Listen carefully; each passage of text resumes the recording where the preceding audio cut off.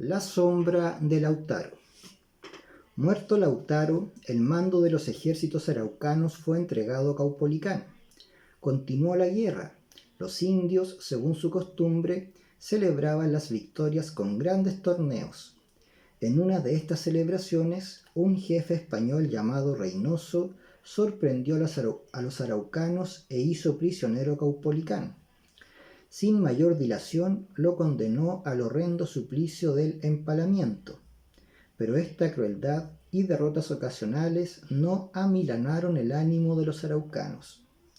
En 1598 estalló una gran insurrección en el sur de Chile. El cacique Pelantaro sorprendió a un ejército expedicionario español junto al río Lumaco y lo destruyó íntegro, matando incluso al gobernador. Avanzó después siguiendo una ruta semejante a la de Lautaro y se apoderó de todas las ciudades del sur. 4 gobernadores se sucedieron en el mando, y los 4 fueron impotentes para recobrar lo perdido. Al terminar el siglo XVI, los españoles, mantenidos a raya por la ofensiva incesante de los araucanos y continuamente hostilizados por corsarios holandeses e ingleses que asolaban las costas de Hispanoamérica, se resignaron a mantenerse en el territorio al norte del Biobío. Luego pactaron con los araucanos, pero la paz duró muy poco. Felipe III era el monarca de España a la sazón. Enfurecido por el fracaso de sus huestes, decretó la esclavitud para todos los indios que fuesen cogidos prisioneros. Los indios contestaron aplicando la medida que los españoles apenas podían mantener en la realidad. En adelante los cautivos españoles fueron repartidos entre las diferentes tribus y condenados a trabajar en toda clase de faenas. Hubo un nuevo parlamento, las Paces de Quillén, y otra insurrección cuando un siglo se iba a cumplir desde que Lautaro iniciara la guerra con la célebre batalla de Tucapel.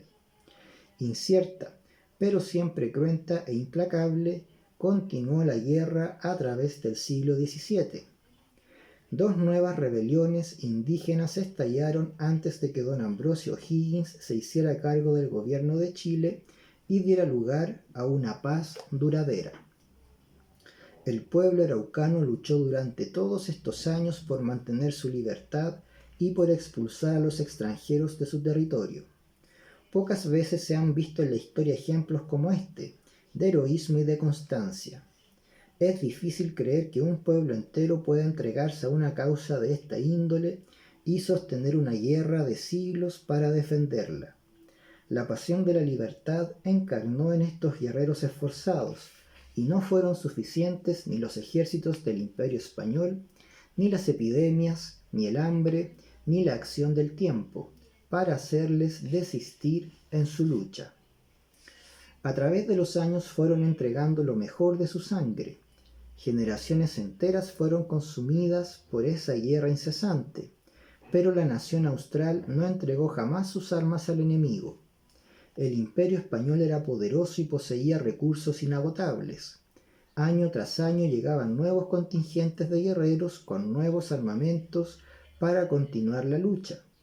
El gobierno de Santiago había establecido un ejército destinado a la guerra de Arauco. Murieron Lautaro, Caupolicán, Tucapel, Colo Colo y tantos otros, pero las diversas tribus continuaron oponiéndose a la dominación de Santiago por medio de insurrecciones esporádicas. Pero al fin la guerra fue apagándose. Los españoles habían formado familias, mezclando su sangre a la sangre nativa. Una nueva raza empezó a surgir. La solidaridad y la comprensión reemplazaron al odio primitivo. Ambrosio O'Higgins fue, sin duda, un valioso cooperador en tal proceso. El comerciante irlandés que se había enrolado en el ejército español y que, gracias a sus méritos, había conseguido llegar a la presidencia de la Capitanía General de Chile, fue quien dio el primer paso efectivo hacia una paz verdadera entre españoles y araucanos. A los 72 años, O'Higgins recorrió el sur de Chile en carroza y, seguido por pintoresco séquito, llegó a la frontera y sostuvo un parlamento con más de un centenar de caciques y cerca de 3000 mocetones en el hermoso valle de Negrete. Allí se bebió por la paz y la amistad. El anciano presidente comunicó al rey de España que, a su juicio, había llegado el momento de abolir las encomiendas en Chile, esto es, el régimen de trabajo forzado, que era una de las cosas que más resistían los araucanos. El rey así lo acordó y le premió nombrándole virrey del Perú. Desde entonces la unidad se hizo más estrecha. La nueva raza empezó a crecer, con el heroísmo y el ansia de libertad de los araucanos y con la pasión por la aventura, la intuición y la fe de los españoles, se formó el pueblo chileno. Pasaron los años y la monarquía española empezó a derrumbarse. Extranjeros invadieron la península ibérica y derrocaron al rey. En las dos Américas surgió la causa de la independencia agrupando a hombres de todas las clases sociales. Lo más puro de la juventud de aquel tiempo militó en los ejércitos patriotas.